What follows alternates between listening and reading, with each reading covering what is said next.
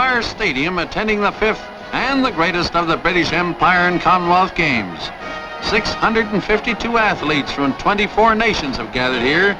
They stand in the red and white uniforms of Canada and Wales, the starched kava skirts of Fiji, the peacock blue turbans of India, the fez-like hats of Pakistan, as Field Marshal, the Right Honourable Earl Alexander of Tunis says, "Ladies and gentlemen, it is now my privilege and pleasant duty to declare that the 5th British Empire and Commonwealth Games is officially open."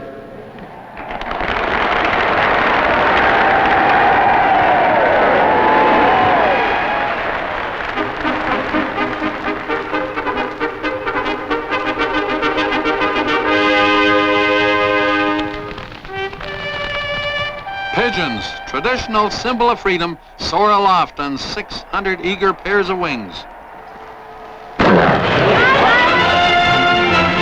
And so the most thunderous assault on records in the history of the games began. All had taken an oath to compete in the spirit of true sportsmanship for the honor of Commonwealth and Empire and the glory of sport, but all had as target at least one of the 91 gold medals at stake.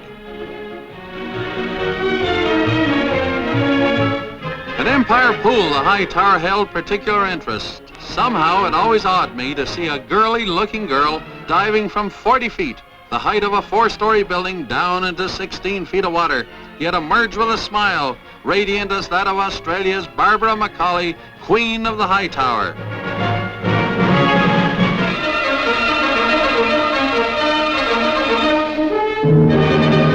Over at the Empire Oval, the specially built wooden cycling track packed a punch all its own. Riders from overseas particularly reacted to its speed-teasing challenge with lightning dashes, quick plunges in the high curves, and reckless knifing through seemingly impossible openings.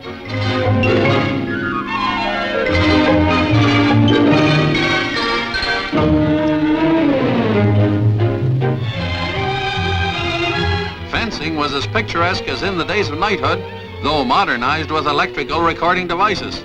England won 4 of the 6 titles. Even the less familiar sports won new followers because of the all-outedness of the contestants. You feel it in the grandstand. You recognize the big try. It's particularly evident in competitions such as this, where all are champions.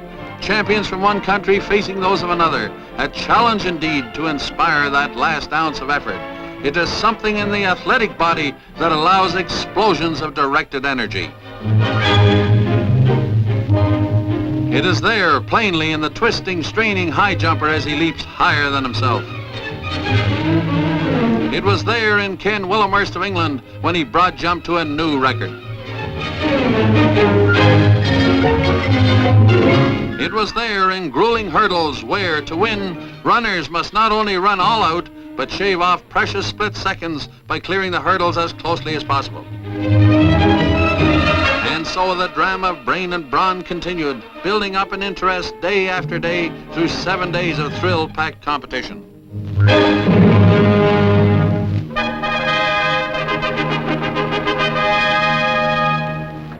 The arrival of the Duke of Edinburgh injected another highlight. His desire for informality was honored by the crowd, with whom he mixed elbow to elbow. An accomplished athlete himself, Prince Philip proved the most enthusiastic observer of us all. There were many unforgettable moments. The sprinting breakaway of Chris Chataway, England's maker of champions, in the last of 12 laps to shatter the old 3-mile BG record by 24 seconds. Then there was the tremendous moment at Empire Pool when 18-year-old John Hendricks of Australia swam faster than any human in history.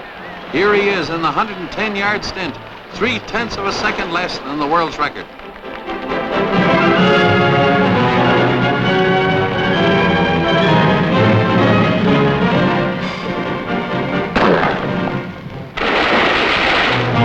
The women's 110-yard freestyle sent the timers, there were 3 to every swimmer, into a flurry of excitement as Australia's Lorraine Craft whirled to a new BG record.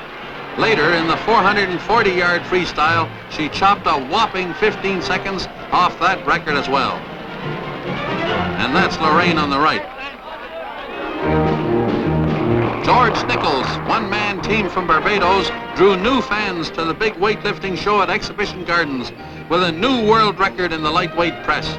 He lifted almost twice his own weight.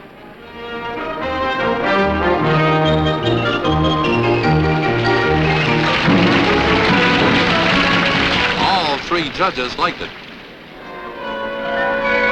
Then came the big boys, the heavyweights. Canada's Dave Bailey had the crowd gasping when, in the third lift, he raised his total poundage to an even 1,000 pounds for a new BEG record. But he ended second to another mighty Canadian, Vancouver's own Doug Hepburn, holder of the world press record, who totaled 1,040 pounds. His greatest single lift was 370 pounds in the press.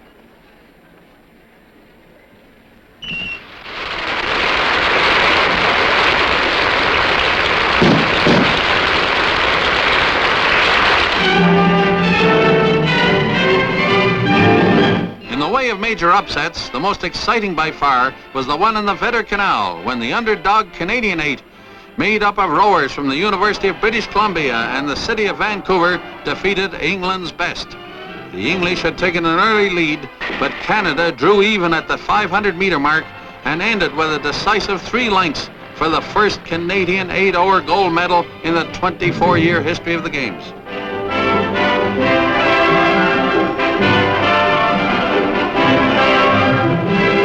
Unforgettable, too, was Australia's Marjorie Jackson-Nelson in extreme left lane, a triple gold medal winner who really turned it on in the 220 to tie her own world record of 24 seconds flat.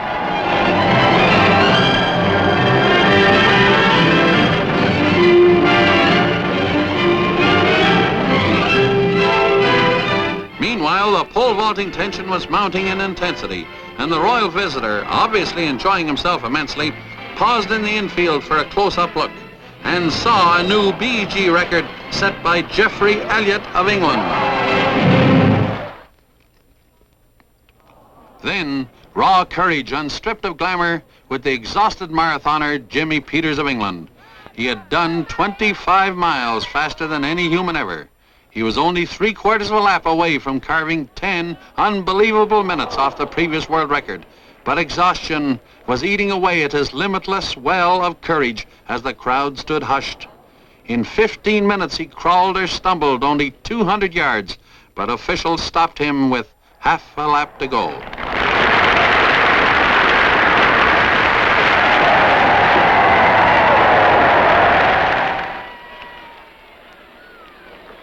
And finally, after months of build-up, it came. The moment of moments, the lineup for the mile of miles.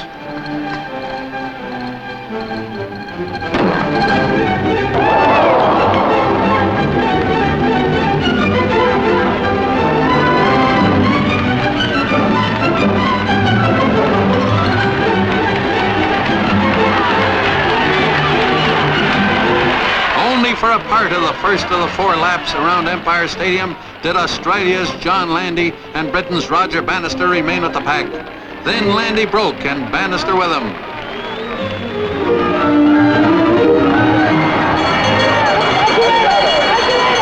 As the bell signaled the last lap, Landy was still ahead, secretly running with a 4-stitch cut in his right sole. Now we could feel it. Both were after that 4-minute mile again.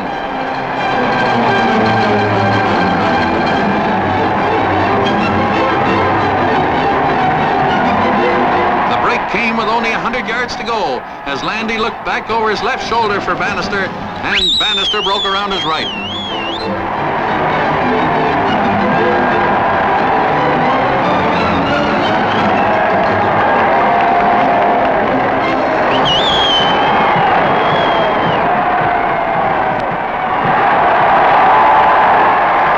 In third place came Canada's Rich Ferguson, who ran the mile in an amazing 4 minutes, 4 6/10 seconds, but 6 of the 8 starters had shattered the previous BEG record.